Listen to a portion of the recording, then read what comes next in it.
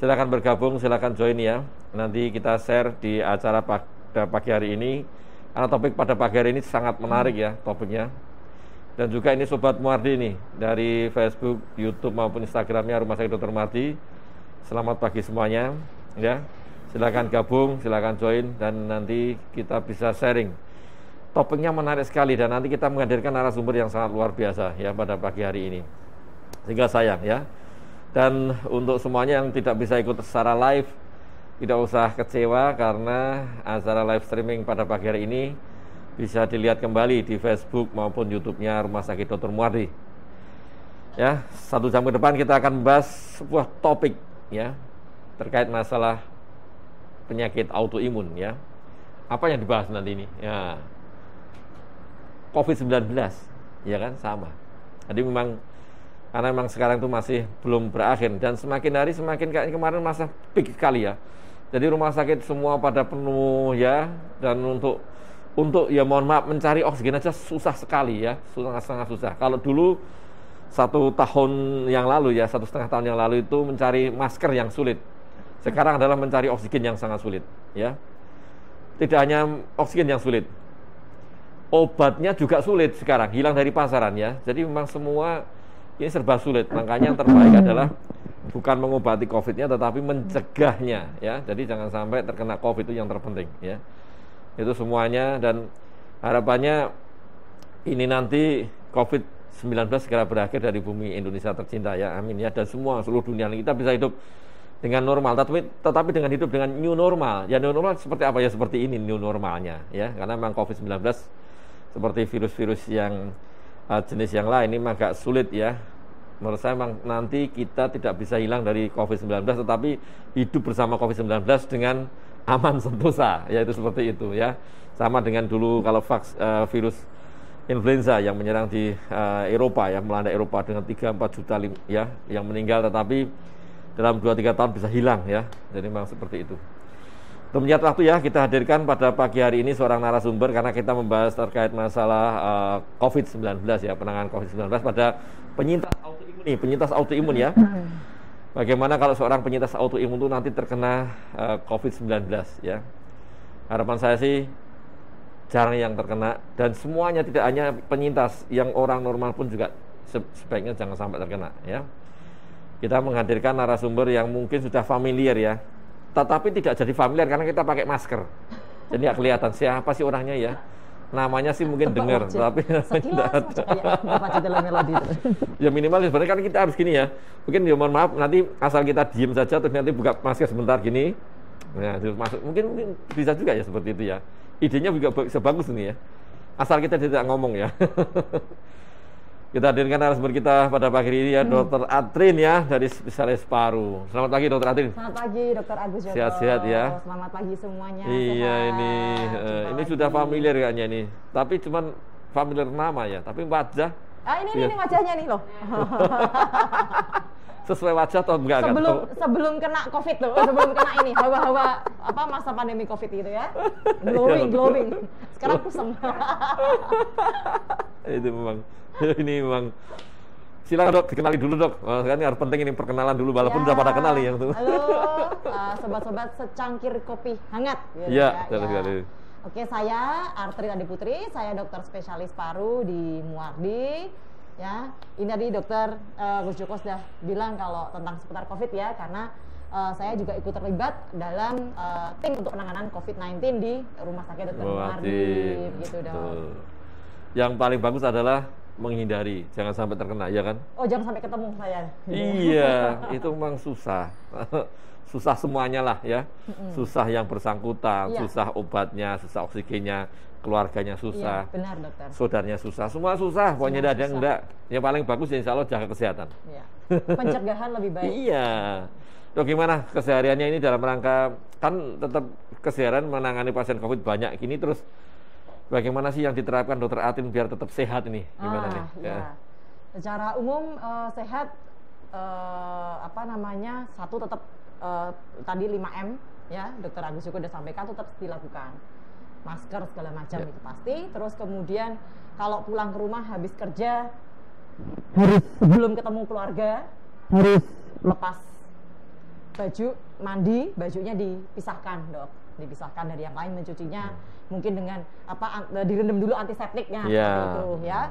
Terus kemudian untuk saya sendiri konsumsi ya vitamin, terus kemudian makan yang sehat lah ya pokoknya, harus yang aneh-aneh tapi banyak buah, sayur, air putih banyak minum, itu berusaha kalau memang saatnya istirahat ya istirahat gitu dok.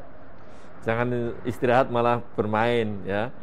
Istirahat yang cukup penting. Terus yang terakhir adalah berbahagialah, hindari stres. Iya. Itu penting itu. Iya. Dokter Atin juga sama. Jadi kalau main-main gitu. Hobinya belanja gimana nih? Berhenti ya? Waduh, online.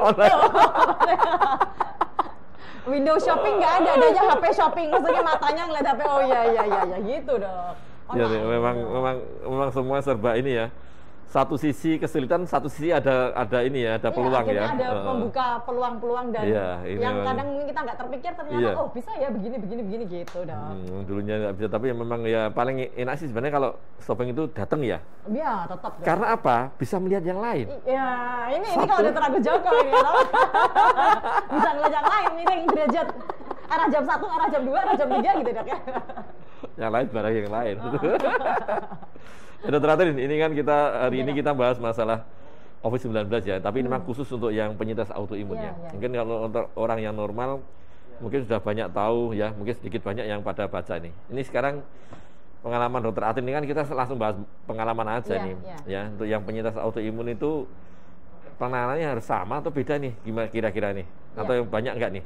Iya dok. Jadi pengalaman dok ya, memang kalau yang penyintas autoimun untuk menjadi pasien COVID khususnya di rumah sakit Muardi, syukur tidak banyak ya. Kalau banyak juga pasti dokter mesti juga tahu, karena kita pasti akan istilahnya kita multidisiplin ya. Jadi yang menangani tidak hanya dokter paru, tapi juga dokter penyakit dalam terkait dengan penyakitnya pasti Dokter Agus Joko dikonsuli. Syukur tidak banyak. Dan syukur kondisi selama ini stabil sih dok rata-rata ya.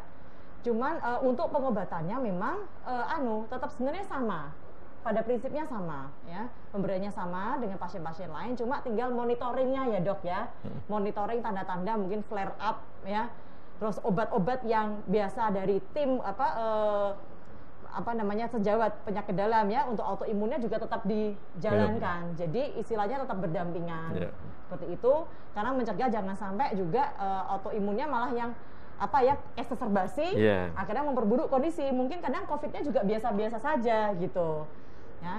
Cuma memang kayaknya pernah ada yang pasien ada yang jelek ya, terus kemudian perburukan, perlu intubasi, tetapi ternyata beliau tidak hanya autoimun dok, tetapi punya komorbid yang lain, ada diabetes, ada hipertensi ya, ada obesitas seperti itu. Jadi tidak pure hanya penyakit autoimun, dan itu memang akhirnya juga memperberat begitu dok. Jadi seperti itu ya. Memang hati-hati ya penyintas autoimun ya. Walaupun memang secara ini ya yang terkena dari kita yang lihat ya dok ya. Kayaknya sih belum banyak sih ya, belum banyak. Harapannya sih tidak banyak. Jangan belum banyak, tidak banyak ya.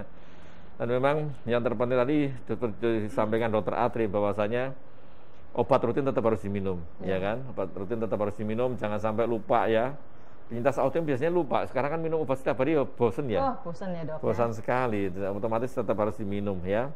Terus ini yang dari pengalaman juga Dokter Atrin, tadi kan ada beberapa, dan dari beberapa itu kira-kira, tapi lupa ya autoimun jenis apa ya. Tapi jelas saya kemarin sudah dikonsuli beberapa ya, beberapa yang dengan COVID dengan autoimun sudah ada beberapa.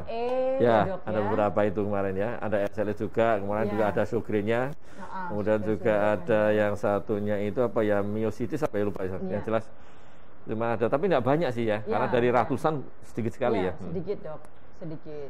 Ya syukurnya sedikit. Jangan ada lagi. Dok. Mungkin ada yang mungkin dari tipnya Dokter Atin kira-kira, ini kalau yang autoimun ada yang lebih spesifik yang perlu diperhatikan lagi apa terkait masalah penanganan, apakah apanya dok? Nah ini kalau masalah penanganan ya misalnya terapinya kan tetap lanjut ya dok, tapi kemudian kan biasanya kalau dari penyintas autoimun obat-obat yang dibawa tuh rata-rata imunosupresan semua, ya imunosupresan semua. Jadi tentunya memang akan lebih melemahkan sistem imun, ya dan itu memang kesannya gini, jadi lebih mudah untuk kena infeksi, apapun itu mau virus, mau bakteri. Jadi yang kita pantau dalam artian hati-hati untuk penggunaan obat yang imunosupresan itu memang mungkin tetap diteruskan, ya dok. Tetapi istilahnya kita harus memperhatikan tanda-tanda infeksi sekundernya, begitu. Mungkin bukan cuma masalah infeksi virus COVID-nya ya, tapi karena dirawat di rumah sakit, di mana istilahnya kan kuman mungkin juga bisa banyak, pneumonia misalnya bakterial, nah itu yang harus dilihat dok. Jadi apakah perlu penggunaan, ternyata ada tanda-tanda ke arah yang infeksi bakterial, mungkin antibiotika apa harus masuk, seperti itu yang perlu diperhatikan dok. Ya gitu ya. Ini juga sekaligus ini jawab si Mbak Dewi ya dari Instagramnya ini alergi imunologi. Ini saya Dewi dok nih. Dia lupus ya, ini sekarang lagi isoman nih. Terus ada tipes juga nih.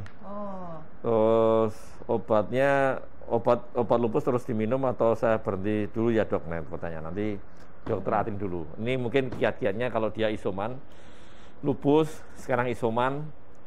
Nanti yang obat lupusnya nanti yang saya dokter Atin yang lain.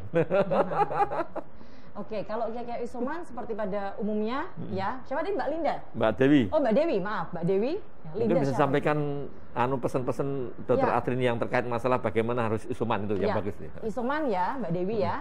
Tetap isoman terpisah dengan keluarga yang lain ya, nama isolasi mandiri, kamarnya terpisah ya, kamarnya terpisah ya. Kalau kamar mandi kalau bisa terpisah, kalau misalnya ada lebih dari satu kamar mandi ya.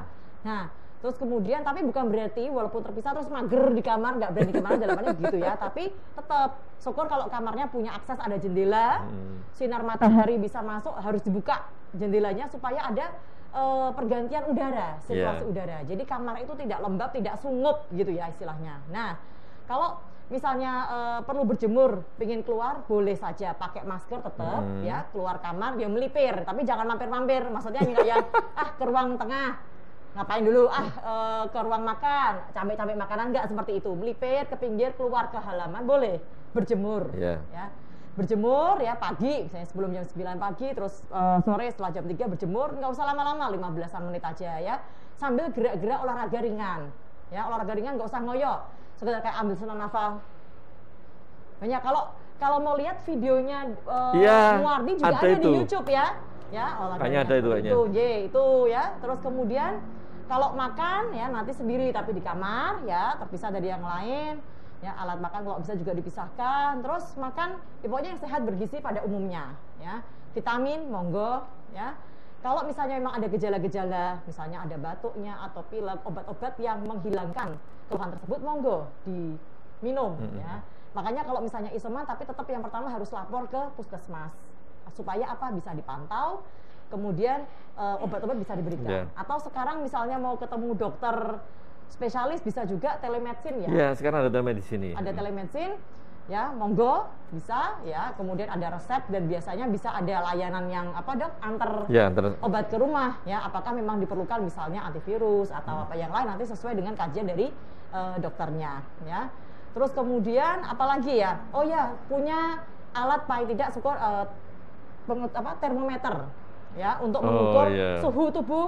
Suhu tubuh nomor 1 ya, yang simple aja, nggak usah yang mahal-mahal, itu yang digital yang cepet dikelek itu aja bisa. Jadi nggak harus yang tembak mahal ya. Kadang tembok itu kan lebih mahal ya, tapi lebih akurat kalau sebenarnya malah bisa masuk di ketiak ya, yang digital jadi pejetit gitu juga tidak mahal.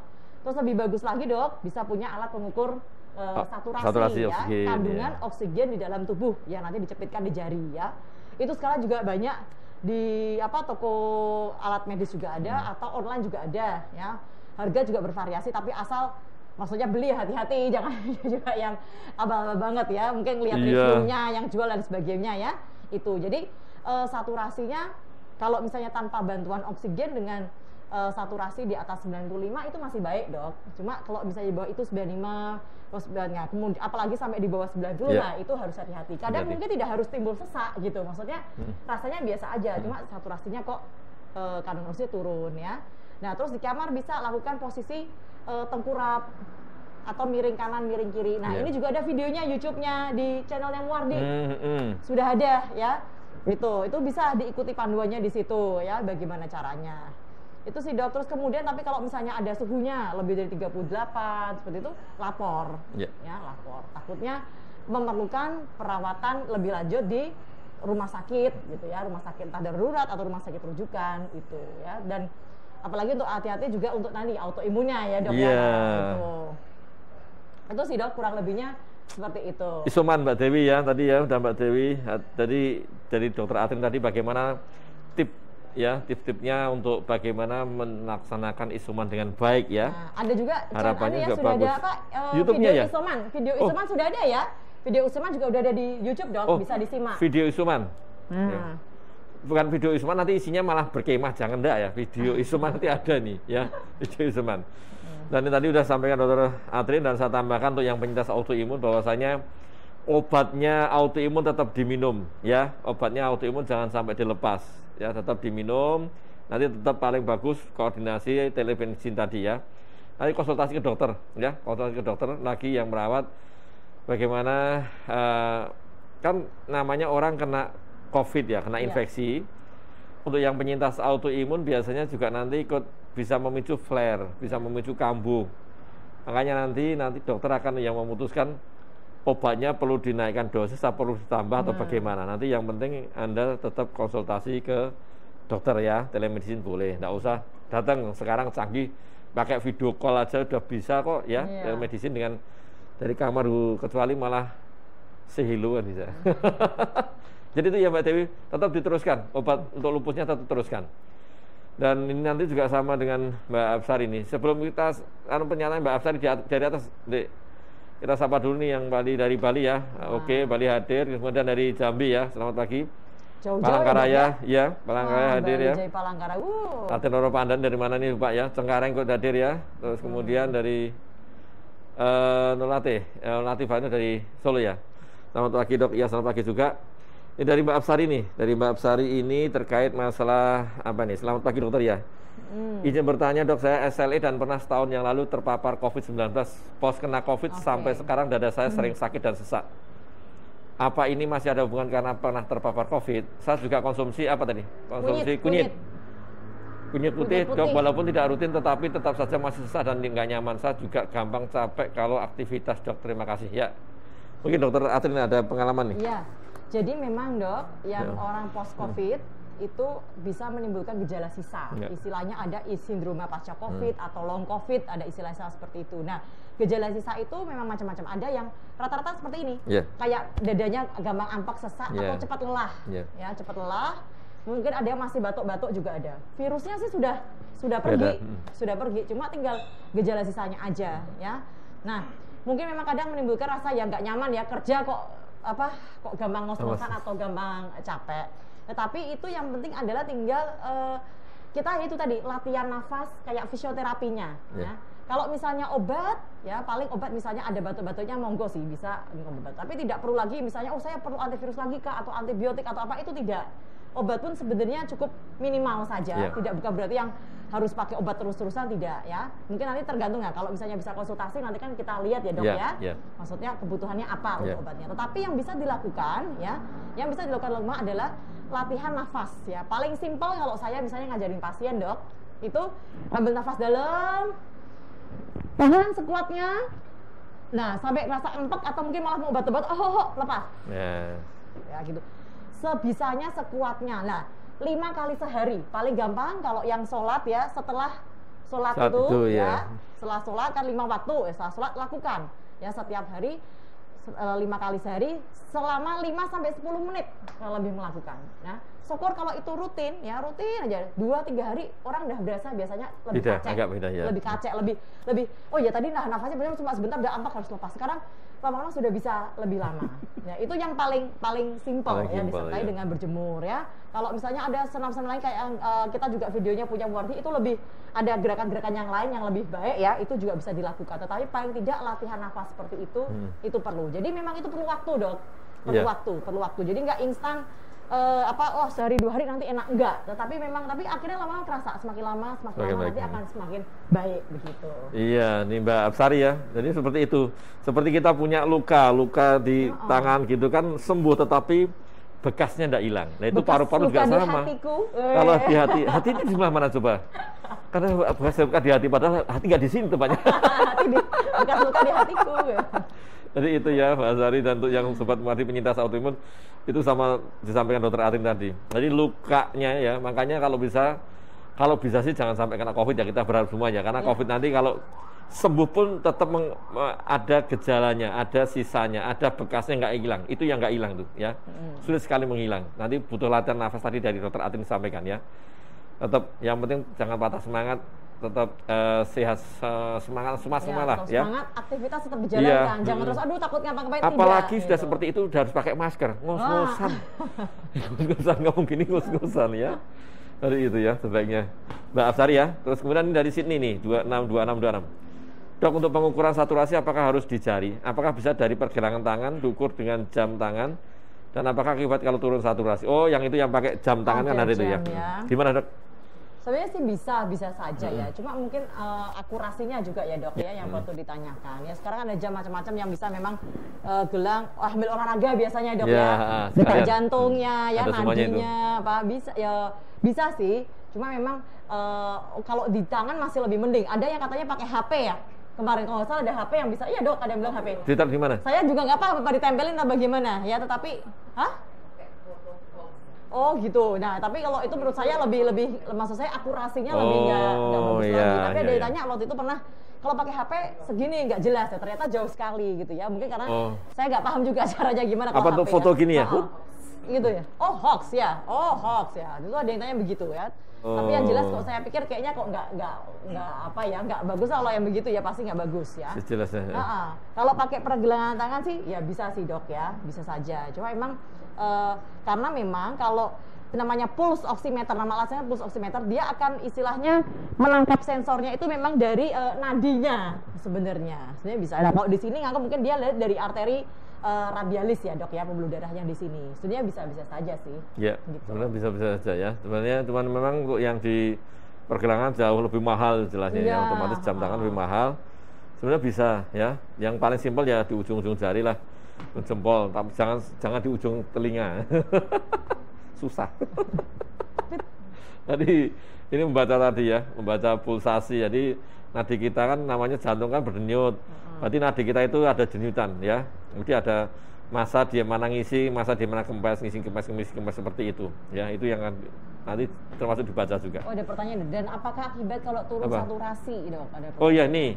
Nah, gimana ini? Kalau saturasinya turun ya, maksudnya saturasi sudah sampaikan tadi. Kalau saturasi turun, berarti anggapannya ya, berarti istilahnya kadar oksigen yang beredar dalam darah kita itu kan menurun, gitu. Nah, padahal oksigen itu diperlukan, yang namanya untuk kita bergerak ya, tubuh itu perlu energi, metabolisme, semua organ mau dari otak, jantung, semuanya ya, ginjal itu memerlukan oksigen. Jadi kalau oksigennya rendah, akhirnya asupan oksigen ke organ-organ itu akan juga rendah. Nah, kalau rendah akhirnya apa? Semua organ tidak akan berfungsi dengan sebagaimana mestinya. Takutnya fungsinya nggak bagus ya. Lama-lama akhirnya ya katakanlah bisa gagal organ ya, jelek gitu ya dok ya.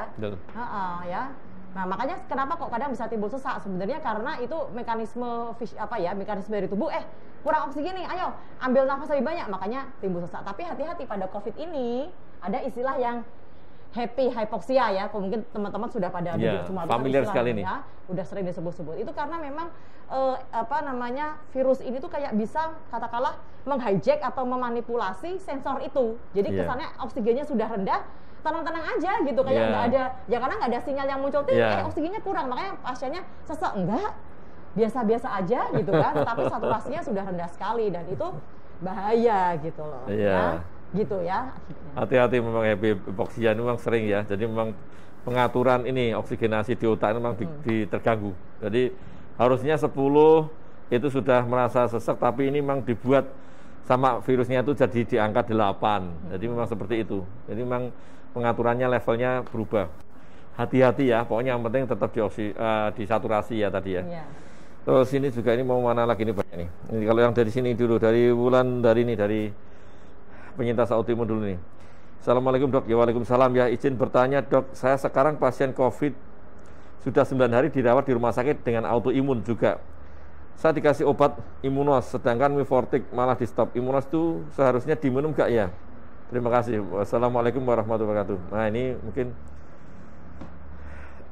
saya langsung aja enggak apa-apa. Ya jadi Gini Mbak Wulandari ya, Wulandari. Jadi ya ini mohon maaf nggak menyebut nama merek ya. Pokoknya ini kan pemberian terapi imunomodulator ya. Untuk yang autoimun hati-hati ya. Hati-hati pemberian imunomodulator ya, sebaiknya nanti tetap dimonitor ya, dimonitor dulu. Kalau memang terjadi sesuatu di stop ya, di stop aja, terus diganti yang jenis lain ya sebaiknya. Makanya nanti konsultasi ke dokternya, dok ini ada autoimun bagaimana, nanti kan kalau dengan saya minum ini kok jadi nggak enak, jadi nanti silakan menyampaikan ke dokternya, konsultasi ya Mbak Wulandari ya. Tapi obat-obatan yang lain tetap diminum ya, nanti mifortiknya ya, mifortik ya, mycophenolate ya, acid itu tetap diminum. Terus obat-obat rutin tetap diminum ya, itu yang terpenting. Dan vitamin D minum, vitamin C ya. Jadi yang boleh adalah vitamin D, vitamin D3, vitamin C, mineral kayak mangan, sing ya, singkum, magnesium itu tetap yang harus tetap dikonsumsi setiap harinya. Dan juga yang terpenting juga asupan makan minumnya ya Mbak Wulandari. Nanti konsultasi ya, konsultasikan aja, tidak apa-apa. Terus nanti untuk yang dari ini Mbak Yara Ideal, dok saya mau tanya nih, kalau hepatitis B, HBsAg reaktif bisa divaksin enggak? Oh, divaksin maksudnya, divaksin ya.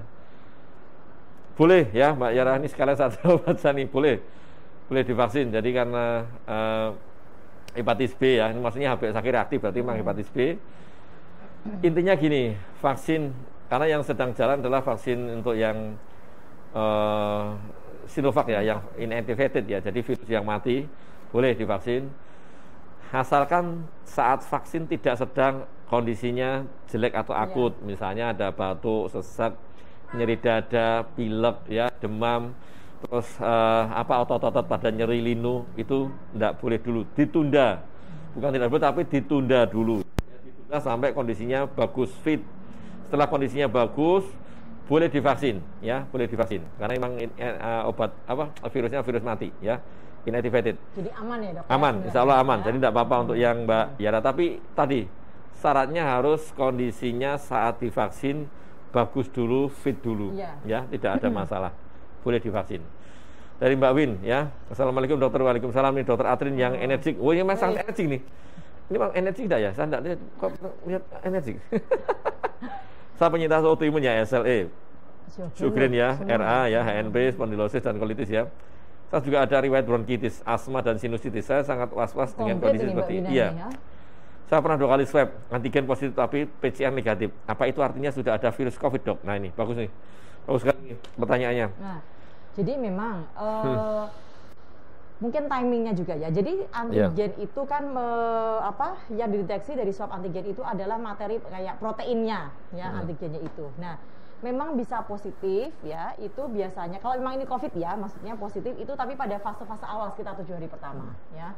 Sebenarnya memang PCR akan lebih sensitif daripada antigen dok. Pada saat awal malah ya, misalnya awal nih antigen belum positif, PCR itu seharusnya sudah bisa terdeteksi sebelumnya malahan, karena kalau swab PCR yang dideteksi adalah materi genetik dari virusnya gitu, materi genetik dari virusnya. Nah ini makanya jaraknya mungkin bagaimana dengan PCR-nya. Nah seharusnya kalau PCR tuh malah biasanya lebih long term, maksudnya bahkan kadang virus mati pun PCR juga bisa terdeteksi tetap positif karena materi genetik tadi. Sama kalau kita manusia, kita meninggal pun kalau materi genetik kita diperiksa juga kan masih terdeteksi gitu ya.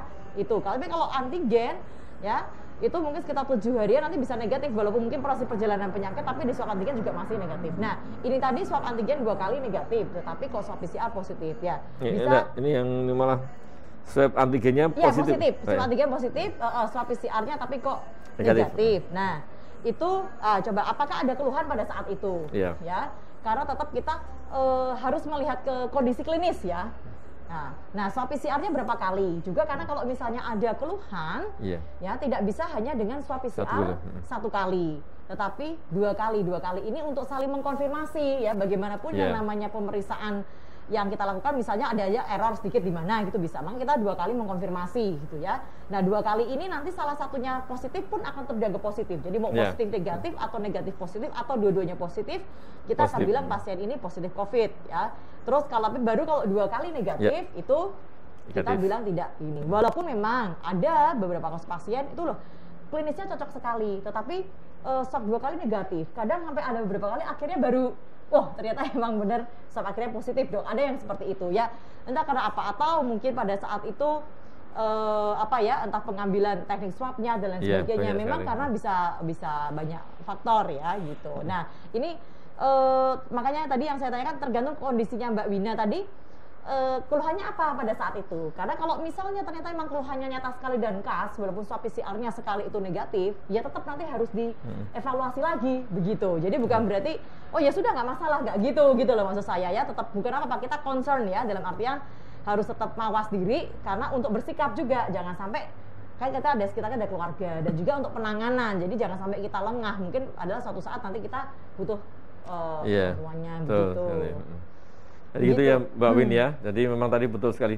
Kalau antigen positif itu umumnya memang PCR pasti positif ya. Pengambilan negatif kan banyak ya. Jadi cara ngambilnya, tempat lokasinya ya itu memang tekniknya memang berbeda. Makanya minimal harus 2 kali tadi. Sekali mungkin dia tidak tahu ini apa sekali apa 2 kali ya untuk yang PCR. Jadi minimal memang 2 kali diambil karena memang saat ngambilan beda. Kalau antigennya negatif belum tentu PCR-nya terus negatif enggak, bisa positif. Juga, kalau antigen negatif tapi ada keluhan gejala ya lebih baik dikonfirmasi dengan swab PCR. Gitu. Karena PCR ada. Dan memang tadi juga sampaikan Dokter Atin juga bahwasanya nanti kalau memang kita punya gejala memang kadang kita sumber gini dengan influenza juga. Dengan flu itu kan juga keluhannya ini namanya juga virus ya. Virus itu keluhannya sama ya. Mirip demam berdarah pun sekarang banyak. Ada makanya banyak kita dapatkan COVID dengan DHF, demam berdarah tipes ya karena sama. Ini sama fluktuasinya dan ini pola demamnya juga mirip, jadi memang sama ya. Yang jelas kalau udah minimal 2 kali PCR, nanti kalau negatif semua baru negatif ya. Tapi kalau negatif 2 kali positif pasti positif ya. Gitu Mbak Win ya. Ini terus Mentari Siena. Dok, bagaimana juga selesai isolasi tapi hidung masih terasa tersumbat dan sering batuk nih? Gimana Dok? Iya, nah ini tadi ya, mungkin tadi yang masuk ke dalam gejala sisa dari COVID ya, atau sindroma pasca COVID itu juga bisa lah. Tapi nanti dilanjuti boleh tetap masih mengkonsumsi obat-obat, misalnya obat pilek gitu ya, atau obat batuk ya. Tetapi tetap saran saya tetap harus kontrol ya, kontrol. Mungkin ada yang lain, oh ternyata akhirnya apa ya, entah hidung misalnya ada sinusitis misalnya atau apa ya, tetap diperiksakan. Ya, jadi kalau misalnya itu memang sisa gejala bisa saja, tetapi selanjutnya tetap harus dikontrolkan untuk memastikan tidak ada yang lain-lain gitu maksud saya ya, biar penanganannya lebih baik gitu begitu. Betul sekali Mbak Mentari ya, saya tambahkan juga nanti untuk yang apalagi punya ini Mbak Mentari, ini kira-kira autoimun penyintas enggak ya? Jadi kalau memang apalagi kalau penyintas ya, jadi memang sering tersumbat. Apalagi kalau punya faktor alergi ya, terutama kalau orang tua ada bakat alergi ya, alergi makanan, udara dingin dan sebagainya, hidung masih sering tersumbat tuh pasti ya. Jadi tetap dikonsultasikan, kontrol ulang. Bagus ya. Sudah selesai isoman, ini banyak sekali yang isolasi mandiri ya. Moga-moga sih sehat-sehat semuanya nih. Ini yang mau tanya mana dulu nih? Di Peter Samba ya. Dok, saya usia 60 tahun nih, mau tanya kenapa kalau saya melakukan aktivitas olahraga ringan mudah sesek, menggeh-menggeh, nafas pendek, kenapa ya? Banyak faktor ini ya.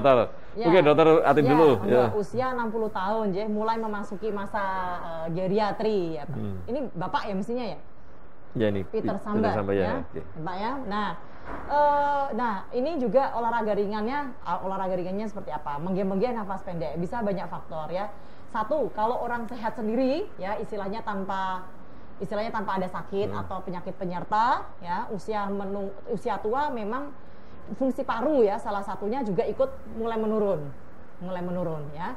Tapi penurunan fungsi paru ini tentunya dipengaruhi oleh beberapa faktor. Maksudnya satu orang dengan orang lain bisa berbeda-beda ya. Karena apa? Misalnya dari riwayat histori hidupnya dia, ada orang yang misalnya sehari-hari rajin olahraga dari muda. Nah, itu cenderung misalnya lebih bugar, mungkin kurang lebih seperti itu ya. Atau mungkin ada yang hidupnya lebih bersih, lebih mungkin nggak ngerokok tapi lingkungan sekitarnya banyak asap misalnya, dia entah asap pendarahan apa-apa ya, akhirnya juga akan fungsi parunya mungkin menurunnya akan lebih turun daripada yang mungkin hidupnya bersih lah, nggak merokok dan lain sebagainya, yang nggak kena terpapar. Jadi banyak faktor ya.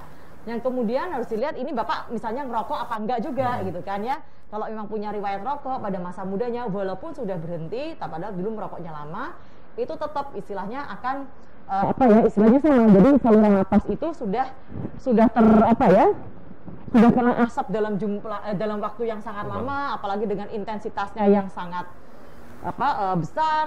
Itu sifat-sifat dari saluran napas itu sudah berubah ya. Jadi gampang teriritasi lah dan sebagainya ya. Akhirnya pada saat tua, ya mungkin waktu mudanya nggak kerasa, tetapi pada saat tua di mana normalnya juga fungsi parunya menurun, akhirnya kerasa kok olahraga sedikit menggeh-menggeh itu bisa. Tetapi selain dari paru, yang lain juga bisa sih. Maksudnya fungsi jantung misalnya ya. Jantung, bagaimana dengan kondisi jantung Bapak ya? Ada orang yang namanya istilahnya kayak mulai ke arah gagal jantung ya, jadi kemana-mana menggeh-menggeh itu juga bisa ya. Apakah Bapak punya mungkin ada sebelumnya ada hipertensi atau mungkin diabetes pun juga bisa jantung misalnya bengkak dan sebagainya. Jadi banyak faktor ya. Jadi kalau misalnya Bapak memang merasa kok olahraga ringan mudah sesak atau menggeh-menggeh, ya kita dikonsultasi lagi saja ya biar dicari tahu apa penyebabnya ya. Nanti bisa dilakukan macam-macam, misalnya kalau dari paru ya tetap kita screening kan, dokter akan periksa dulu pemeriksaan fisik, kemudian perlu ronsen misalnya yang atau pemeriksaan fungsi paru spirometri ya, apakah ada kelainan pengembangan ya atau kelainan penyempitan saluran napas gitu ya. Terus mungkin nanti perlu juga entah dokter penyakit dalam atau dokter jantung, perlu EKG dan lain sebagainya, atau mungkin sampai perlu ini dok yang treadmill ya gitu seperti itu. Jadi memang masih banyak kemungkinan gitu dok yang lebihnya. Ya udah panjang lebar nih dari dokter Atri menyampaikan ya, Pak Peter sampai ya. Sebenarnya kontrol ya, konsultasi aja lah ya, nanti biar dievaluasi sama dokternya. Tadi banyak sekali dari dokter Atrin ya, jadi bisa jantungnya, bisa parunya, bisa fungsi otot-otot dadanya bermasalah, bisa juga dari saluran nafasnya yang bagian atas bisa. Dan yang terakhir mohon maaf ya, karena faktor usia juga berpengaruh, ya itu yang harus dimaklumi. Dan juga adalah faktor cuaca. Sekarang istilahnya kalau orang Jawa itu musim berdiding, musim dingin. Ini musim dinginnya orang Indonesia. Kalau di Eropa kan ada musim dingin, nah ini juga kita musim dingin ini. Berdiding, adem, dingin sekali ya. Sekarang musim dingin. Jadi dingin itu juga menyebabkan kontraksi otot juga agak nggak elastis lagi. Jadi kaku cenderung. Jadi kita nafas kan butuh otot yang geraknya yang elastis ya kan, paru kan juga ya dokter Atin. Ini juga nggak begitu ya. Gitu ya Pak si Peter Samba ya. Ini dari M Fajar 444 ya.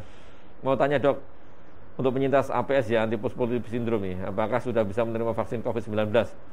Istri saya kekentalan darahnya meningkat hanya ketika hamil.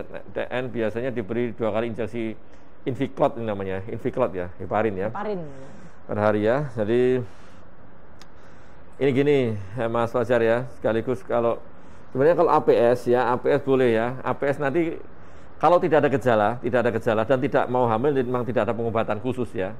Dia akan diobati kalau memang mau rencana hamil ya, mau rencana hamil tetap kita obati dulu untuk dikontrol biar nanti saat kehamilan bisa berjalan dengan baik, dengan lancar, sehat semuanya, anak dan ibunya sehat semuanya dengan pengobatan berbagai macam terapi ya, yang bisa dengan suntian yang di perut ya, setiap hari suntiannya. Tapi ini pertanyaan adalah sekarang tidak hamil ya, tidak hamil dan punya APS, selama terkontrol baik, tidak ada keluhan macam-macam seperti tadi saya sampaikan di depan, ada batuk, panas, sesek, nyeri dada, persendian, sakit-sakit, boleh divaksin ya, boleh divaksin ya Mas Fajar M ini ya. Ini tidak apa-apa, silakan nanti daftar kalau memang sudah ada jadwalnya ya. Kalau nggak ada jadwal ya sudah susah, karena sekarang memang belum ada yang berbayar. Jadi ini masih program pemerintah semuanya vaksinasi, sehingga kalau yang berbayar belum ada, mohon maaf, kayaknya mungkin ada juga ya, nggak tahu. Kemarin di salah satu apotek ya, itu kan kayaknya juga ada, tapi kayaknya semua masih ini program pemerintah, jadi memang tidak berbayar ya. Silakan vaksin, tidak apa-apa. Terus Alivia Vita, dok, kalau sudah isolasi 14 hari dan sudah dinyatakan selesai isolasi tapi masih ada gejala batuk dan anosimia, bagaimana? Apakah sebaiknya PCR untuk memastikan sudah negatif nih? Ya, gejala batuk dan anosmia ya, setelah selesai itu bisa saja terjadi Mbak. Jadi memang itu termasuk gejala sisa ya. Nah, pasti batuk-batuknya juga pasti sudah perbaikan kan? Nah, selama tidak ada gejala demam ya, paling tidak sudah bebas demam ya, minimal 3 hari dok harus bebas demam ya. walaupun mungkin masih ada sedikit sesak, batuk, tapi sudah perbaikan. Anosmia masih ada, itu masih bisa ada, nggak apa-apa ya. Ada pasien saya itu 3 bulan masih anosmia, padahal dia kalau kontrol, loh saya tuh sudah tidak ada rongga apa, cuma baunya ini loh dok gitu ya. Nggak masih belum bisa mencium, tetapi juga nggak masalah itu. Per PCR lagi atau tidak? Nah, ini tadi PCR akhirnya juga tidak bisa untuk evaluasi dan bukan sebagai satu-satunya indikator kesembuhan COVID. Ya, dulu memang ya dari itu harus PCR negatif, tapi ternyata tadi kan yang dideteksi adalah materi genetiknya. Jadi pada saat virus sudah mati pun bisa tetap terdeteksi gitu. Jadi walaupun nanti hasil PCR-nya positif, itu belum tentu istilahnya kita masih aktif. Maksudnya masih ada infeksi akutnya, masih infectious, karena itu tidak. Jadi setelah 14 hari ini kalau Mbak mau memastikan udah negatif dengan PCR itu tidak ada gunanya gitu ya. Kalau saran saya tidak perlu PCR. Tapi kalau misalnya kadang ada tuntutan tempat kerja harus itu sekarang itu pakai itu swab seperti itu. PCR-nya negatif atau apa, ya itu emang agak susah ya. Kalau itu istilahnya ya sudah ya, maksudnya ikuti aturan. Tetapi dalam artian kalaupun nanti ya Mbak Alvita atau Alivia swab hasilnya positif gitu ya, bukan berarti saya masih infectious dan sebagainya, itu tidak sebenarnya gitu ya. Karena sudah lewat masa 14 hari di mana sudah bebas demam, kondisi klinisnya istilahnya keluhan-keluhan sudah jauh berkurang, itu sudah tidak apa, itu hanya gejala-gejala sisanya, dan yang terdeteksi itu adalah virus mati begitu. Ya. Artinya memang nggak sulitan gini dok, artinya soalnya kalau instansi ya, terutama ada saudara saja juga ya, instansi itu mengendakinya PCR-nya harus negatif itu loh. Padahal tadi sudah sampai dokter Atrin, PCR itu bisa positif lama sekali, bisa sampai 4 bulan kadang sok positif. Karena memang, jadi gini, kan kita seperti orang gini, mungkin kepalanya doang yang ternyata cocok, tangannya toh, jadi ada bangkai virus pun tidak lengkap sebenarnya. Tidak lengkap, tapi kan alat itu kan membacanya adalah template dia itu cetakan tuh cetakan corona, ya sudah baca cetakan corona. Walaupun sebenarnya kan mati. Yang paling bagus sebenarnya adalah dikultur, ditumbuhkan. Cuman kan nggak bisa, nggak bisa. Jadi ditumbuhkan itu paling bagus. Ditumbuhkan masih tumbuh apa enggak? Iya, itu yang susahnya di situ. Cuman permasalahannya adalah itu tadi. Memang ya mohon maaf tadi instansi kan kadang menghendaki yang PCR-nya negatif. Itu memang kita sulit juga ya. Ini nanti bisa sampai dulu sebelum ada yang masih awal-awal karena kita belum tahu ya. Saya juga pernah ngerawat pasien COVID itu sampai berapa itu? Berarti 7 kali swab, 8 kali swab. 8 kali seminggu, ya udah hampir 2 bulan, 3 bulan nih, di rumah sakit 3 bulan. Bayangkan 3 bulan itu masih positif terus, ya. Padahal sudah nggak ada apa-apa, udah nyantai sekali. Jadi malah stres. Jadi akhirnya malah jadi pasiennya stres, cemas ya. Jadi gitu ya, mohon maaf. Kalau yang tadi sudah sampaikan dokter Katrin, sebenarnya sudah bagus Mbak Alvia, cuman ya karena kalau tuntutan dari instansi itu, ya mau tidak mau tetap harus melakukan swab ya. Gitu aja ya Mbak Alivia. Ini dari Ita Surya. Assalamualaikum dok, ya waalaikumsalam. Mau tanya, saya penyintas MS ya, multiple sclerosis. Alhamdulillah tidak ada keluhan lain, kembang di kaki aja yang belum hilang. Boleh vaksin dok? Oh ya, MS ya Mbak Ita Surya. Satu, yang pertanyaan adalah sekarang minum obat apa dulu ya, yang diminum obatnya rutinnya apa dulu. Karena sebenarnya kalau yang untuk sobat penyintas autoimun ya, ini sekalian saya ngomong untuk semuanya. Jadi kalau untuk yang penyintas autoimun itu sebenarnya sih boleh divaksin kalau kondisinya stabil. Stabil dalam artian tidak ada flare, tidak ada kekambuhan. Dan yang kedua adalah pengobatan dengan dosis yang minimal sebenarnya.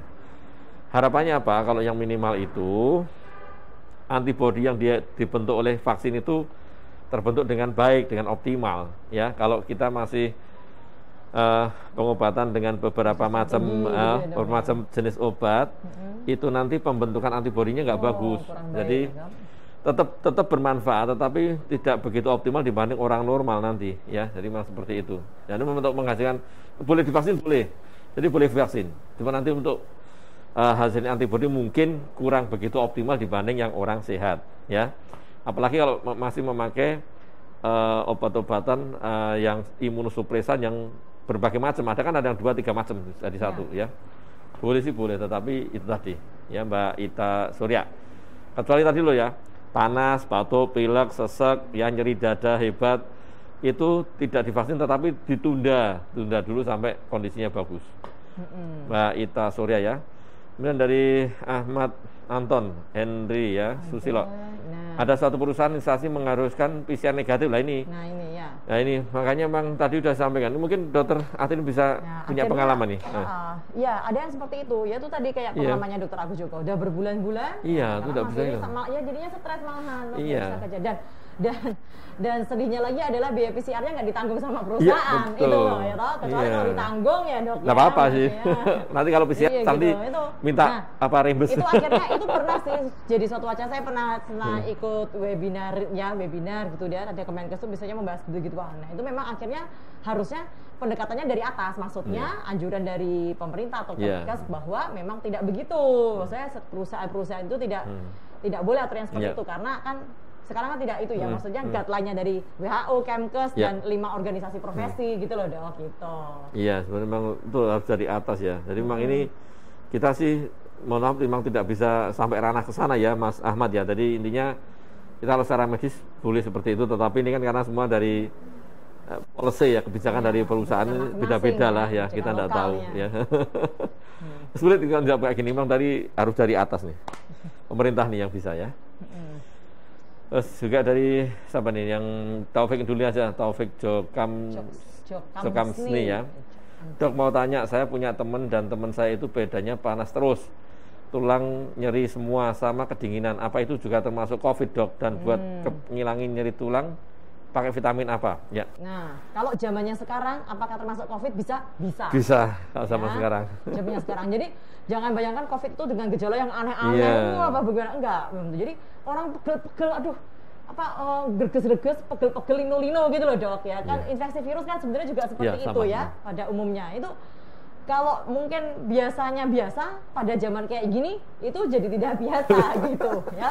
Jadi bukannya kita jangan jadi parno, tapi maksudnya mawas diri arah ke situ bisa saja aja. Karena itu kita harus lihat, maksudnya faktor resikonya ada nggak sehari-hari, misal entah kita berkontak dengan orang yang mungkin terkonfirmasi atau kita bekerja dengan melibatkan banyak orang di ruangan yang bisa tertutup dan sebagainya. Karena namanya kita misalnya ya orang yang masih aktif bekerja pasti resiko itu ada kan, kita bertemu dengan orang lain, kita berinteraksi. Jadi kalau memang ada keluhan seperti itu, saran saya cek aja gitu ya, swab PCR misalnya ya paling ini. Atau monggo mau asal antigen dulu, tetapi kalaupun swab antigen misalnya negatif ya maksudnya harus lanjut ke swab PCR karena ada gejala gitu ya. Nah, nanti masalah untuk obatnya apa, nah itu tadi tergantung dari hasilnya itu. Cuma prinsipnya adalah sekarang yang bisa dilakukan tetap kalau ini sesuai dengan keluhan ya. Misalnya badannya kedinginan, badannya panas terus ya, betulnya antipiretik atau anti demam masuk, misalnya seperti paracetamol gitu ya. Terus kemudian untuk badan pegel-pegel bisa paracetamol sendiri juga punya efek anti nyeri ya, anti nyeri gitu ya. Itu syukur juga bisa ikut meredakan. Vitamin silahkan, mau vitamin C, vitamin D ya, vitamin E, vitamin B silahkan makan yang baik. Tetapi maksud saya selain lah mau minum obat ya dan sebagainya, tapi maksud saya itu loh, cek swab PCR-nya ini perlu gitu ya, karena dalam kondisi seperti ini bukan apa-apa, buat kadang kita orang takut, aduh mau swab takut loh, justru itu, jadi cara berpikirnya harus diubah, justru karena takut bukan berarti langsung menutup diri, tetapi yuk ndang periksa biar ketahuan. Iya benar, biar tahu, biar ndang diobati ya, atau biar bisa bersikap. Kadang itu loh masalahnya, bersikap tuh diri kita juga terhadap keluarga gitu kan. Kadang kan gonjang-ganjing jadinya malah bingung dan sebagainya gitu kan. Kalau udah cetol malah kenapa nanti dibantu gitu ya. Sekarang saya rasa mungkin kalau dulu gitu ya dok ya, kayak kan stigmanya masyarakat begitu besar ya, walaupun mungkin sekarang masih ada, tapi sekarang udahlah bukan zamannya lagi untuk yang takut. Malah justru kita bukan yang berarti diubah-ubah saya sakit COVID, nggak gitu. Tapi kalau emang sakit butuh pertolongan, nggak apa-apa kasih tahu kayak ke tetangga atau Pak RT misalnya lapor biar dibantu gitu loh. Karena ini saya rasa memang penyakit ini memang harus diatasi bareng-bareng COVID ini ya. Jadi nggak bisa yang seorang diri diam gitu, jangan tahu, itu nggak bisa ya. Jadi kalau misalnya ada apa-apa atau ada perburukan atau apa, yang lain bisa bantu. Iya, gitu. Ini. Tapi memang ya namanya manusia ya, kalau diberitahu mau COVID kan takut sih, takut hasil sebenarnya. Takut kenyataan, takut menerima kenyataan. Iya.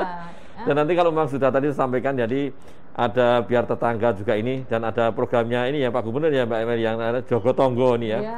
Jogotongo ini penting, jadi maksudnya adalah Jogotongo itu membantu yang terkena sehingga kan bisa isolasi mandiri dengan nyaman, aman, tentram, dan tidak usah mikir macam-macam ya. Jadi hanya memberikan bagaimana biar cepat sehat itu aja. Iya, Gunanya iya. Joko Tongguan gitu ya.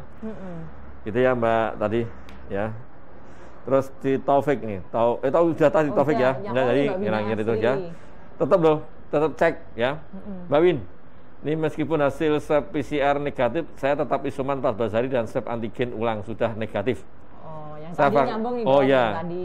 saya vaksin influenza dok, karena tidak direkomendasi untuk vaksin COVID. Apa yang dengan sudah vaksin influenza, apa bisa jadi tameng menangkal COVID karena saya sinusitis kronik dan bronkitisnya.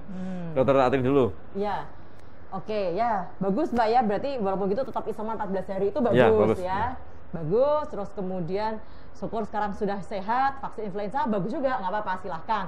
Tapi kalau masalah apakah itu bisa tameng untuk mencegah COVID ya, itu berbeda gitu loh. Karena memang virus yang di yang di vaksin influenza itu ya memang virus-virus yang di luar dari COVID sebenarnya. Tetapi bukan berarti istilah gini, udah nggak usah vaksin influenza, percuma, enggak. Nah, dengan Mbak Wina itu juga ada vaksin influenza, ya itu benar juga menjaga daya tahan terhadap virus-virus influenza pada umumnya gitu kan. Apalagi Mbak juga punya sinusitis kronis dan bronkitis. Harapannya apa? Dengan Mbak itu vaksin influenza ya punya perlindungan juga ya, daya tahan tubuhnya akan lebih baik. Jadi daya tahan tubuh nggak akan drop gitu loh. Jadi istilahnya terkontrol dengan daya tahan tubuh bagus pun ada virus COVID istilahnya jadi tidak mudah kena gitu loh dok ya.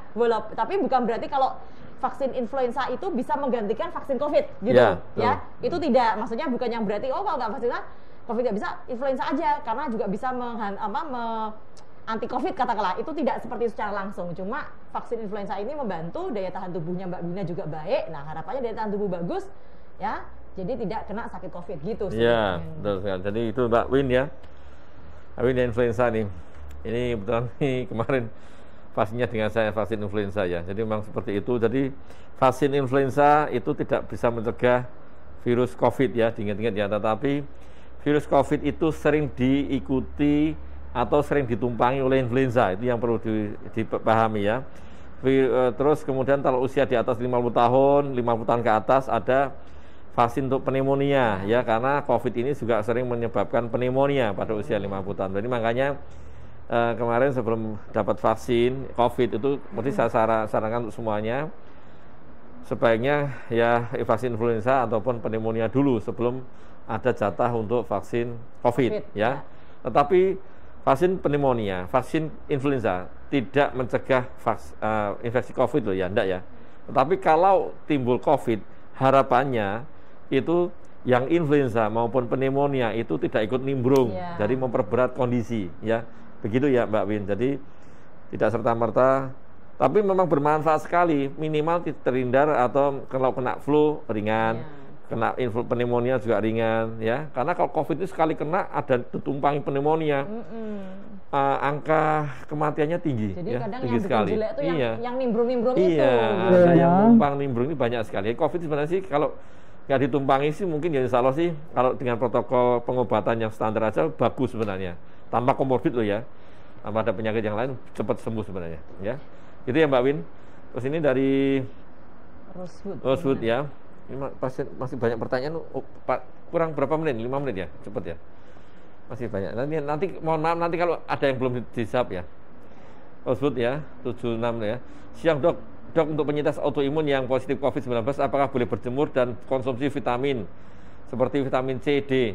Apakah boleh minum imbus? Nah, Dokter Atin dulu, tidak apa-apa. Silakan dok. Vitamin sih boleh sih dok ya, C, D. Tapi kalau tadi imbus berarti masuk imunomodulator. Nah ini, monggo Dokter Joko.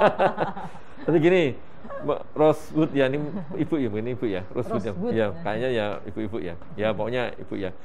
Jadi tidak hanya penyintas autoimun, orang normal pun boleh dan wajib berjemur, ya, boleh dan wajib berjemur. Tidak hanya penyintas autoimun, boleh.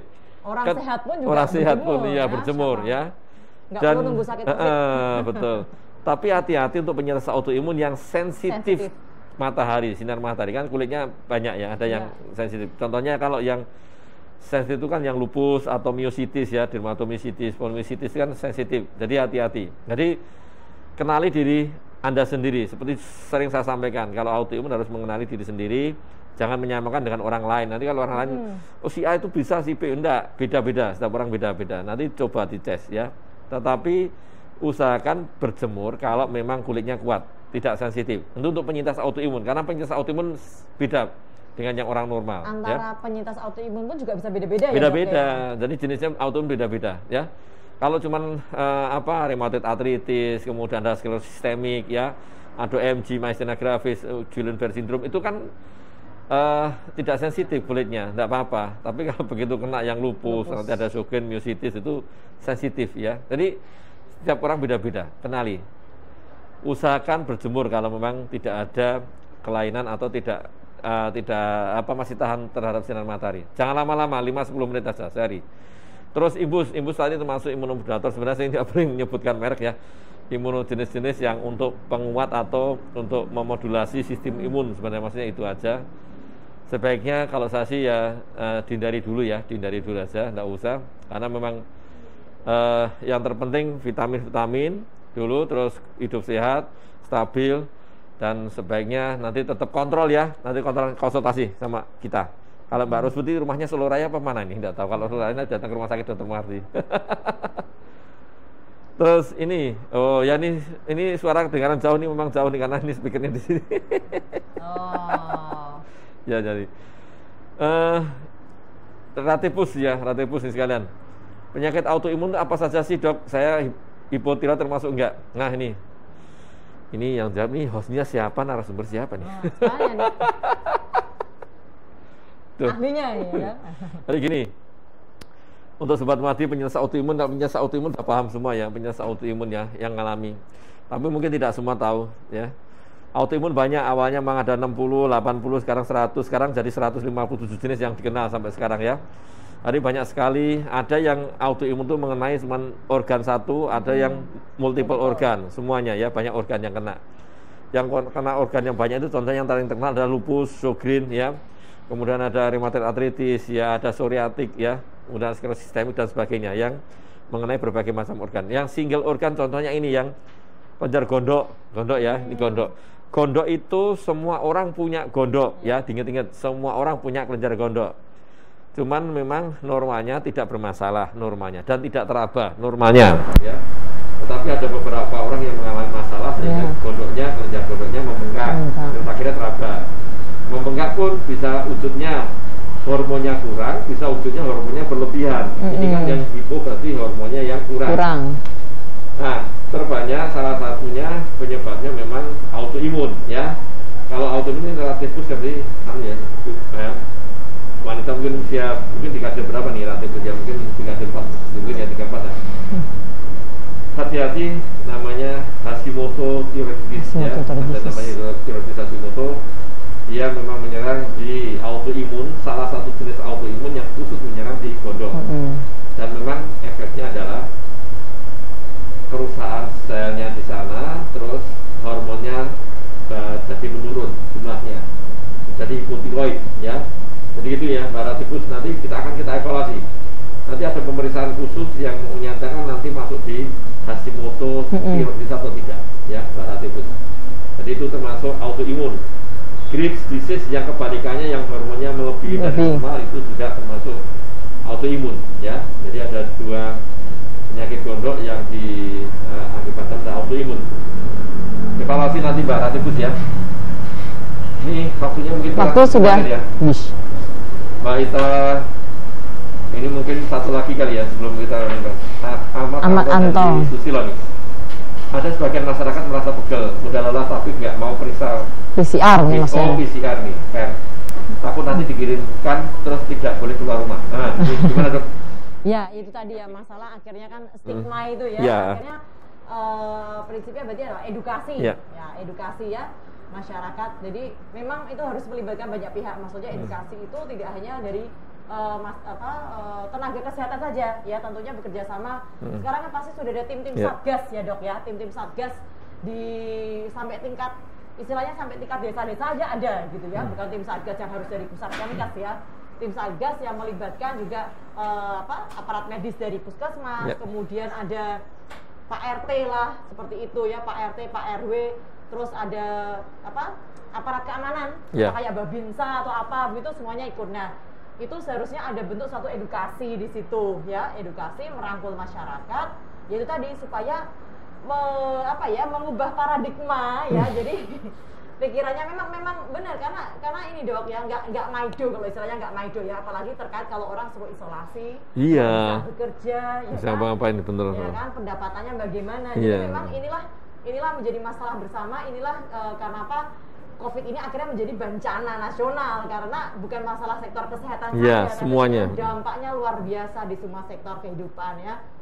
Tapi itu jadi sebenarnya dengan edukasi ya, dengan edukasi atau paling tidak ya maksudnya memang banyak edukasi, terus istilahnya diperiksa, di screening ya, apakah memang benar-benar arahnya misalnya mereka bekerja keras gitu ya, maksudnya yang tukang angkat-angkat, dan mungkin juga biasanya ada pegel-pegel, nah mungkin tidak kan, tentunya ada juga Dok, gejala-gejala yang lain seperti apa. Jadi bukannya berarti kita juga gampang mengcovidkan orang. Iya, betul sekali. Pokoknya COVID nggak begitu gitu. Tetap data istilahnya ya, informasi ya, apa yang dialami pasien, terus kemudian riwayatnya dia bagaimana, itu tetap kita perlu kumpulkan dan kita kaji gitu ya. Jadi saya rasa kalau misalnya ada masyarakat yang merasa pegel atau apa, nggak apa-apa, tapi paling tidak periksa dulu gitu ya, biar dikaji, bukan diedukasi supaya jangan takut, bukan dengan mudahnya kita akan pegel-pegel ayo rasa COVID, nggak gitu juga gitu ya. Tetap kita akan melihat segala sesuatunya itu dengan menyeluruh gitu.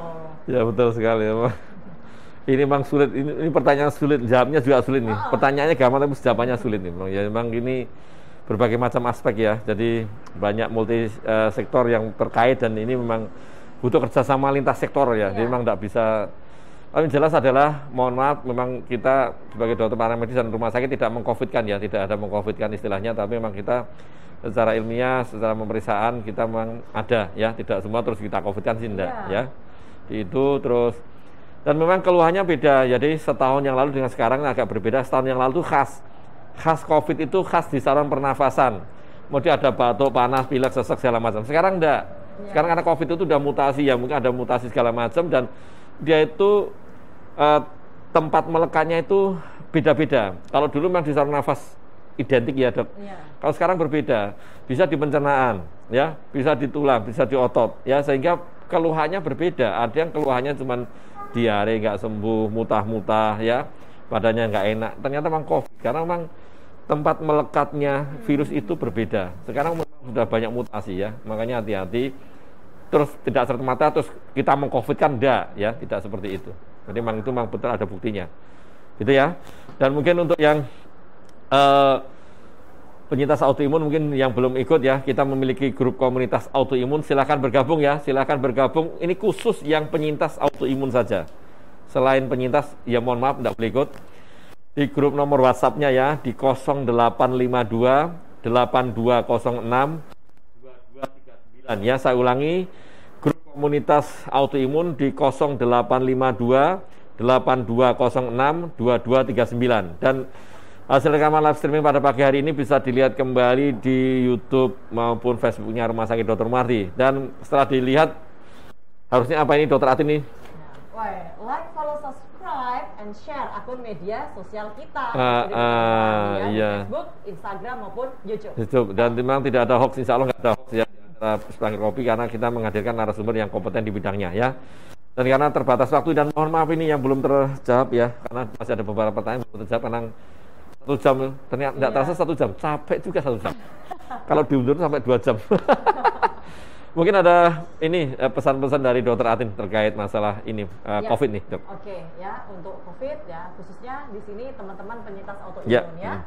Ya seperti sudah kita sampaikan di awal, bahwa pencegahan lebih baik ya. Jadi tetap jaga kesehatan ya. 5M ya, tadi sudah pakai masker, rajin cuci tangan, kemudian apalagi physical distancing, kurangi mobilitas, menghindari kerumunan ya. Menghindari kerumunan ya.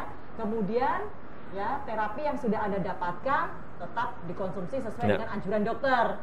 Apabila ada keluhan-keluhan ya tambahan, kok berasa misalnya ya, apalagi gejala yang mirip-mirip COVID ya, silahkan konsultasi segera ya, konsultasi segera, jangan panik. Jangan panik, jangan takut, dan jangan disembunyikan. Maksudnya malah wah gitu, enggak, jangan ya, tapi tetap kontrol ya, tetap bilang ya, supaya apa, dapat penanganan yang lebih tepat begitu. Itu aja ya, tetap berpikiran positif ya, dan semangat selalu. Iya, yang penting adalah pikiran positif, dan insya Allah kalau kita pikiran positif jadi positif ya. Positif apa, Dok? Iya, positif.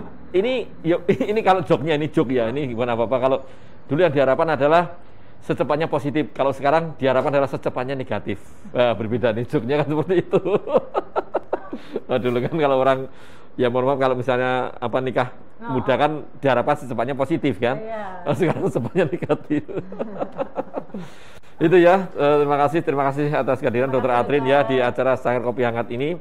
Dan insya Allah nanti di minggu depan ya, minggu depan tanggal 11 kita off dulu ya, karena memang ada hari libur nasional ya, 1 Muharram itu. Mungkin kita akan bertemu 2 minggu lagi dengan topik yang berbeda, tapi tidak lepas dari apa itu autoimun dan kita nanti bisa menggantikan Dr. Atrin lagi ya, Dr. Atrin ya, untuk yang menjawab yang banyak yang belum terjawab ya. Demikian acara kita pada pagi hari ini di acara Sanggar Kopi Hangat ya, bersama saya Dr. Agus Susanto. Dan kita insya Allah bertemu 2 minggu lagi. Akhirul kalam, wassalamualaikum warahmatullahi wabarakatuh.